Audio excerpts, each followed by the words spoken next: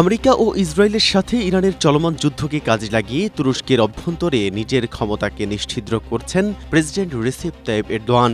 এই ভূ রাজনৈতিক ডামাডোলে বিশ্বের নজর যখন অন্যদিকে, তখন এরদোয়ান অত্যন্ত কৌশলে তার প্রধান রাজনৈতিক প্রতিদ্বন্দ্বীদের কোণঠাসা করে চলেছেন।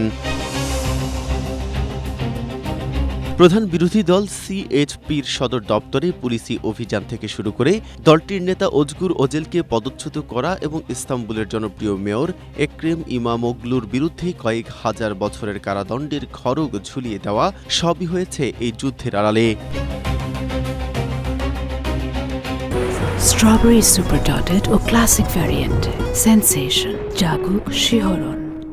বিশ্লেষকদের মতে আন্তর্জাতিক মহলের এই নীরবতা এরদোয়ানকে দেশের অভ্যন্তরে অবশিষ্ট গণতন্ত্রটুকু মুছে ফেলে ২০২৮ সালের নির্বাচনের আগে একচ্ছত্র আধিপত্য বিস্তারে এক নিখুঁত পরিবেশ করে দিয়েছে।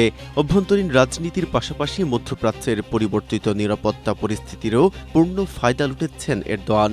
অনেক দেশ এখন মার্কিন আকাশ সুরক্ষার উপর আস্থা হারিয়ে তুরস্কের তৈরি আধুনিক প্রতিরক্ষা সরঞ্জামের দিকে ঝুঁকছে।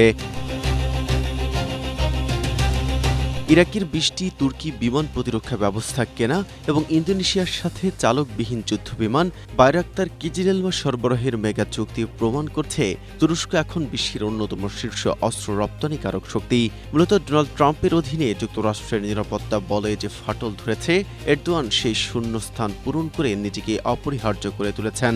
এরদোয়ানের লক্ষ্য এখন তুরস্ককে শুধু সামরিক নয়, বরং একটি বৈশ্বিক জ্বালানি ও বাণিজ্য কেন্দ্রে পরিণত করা।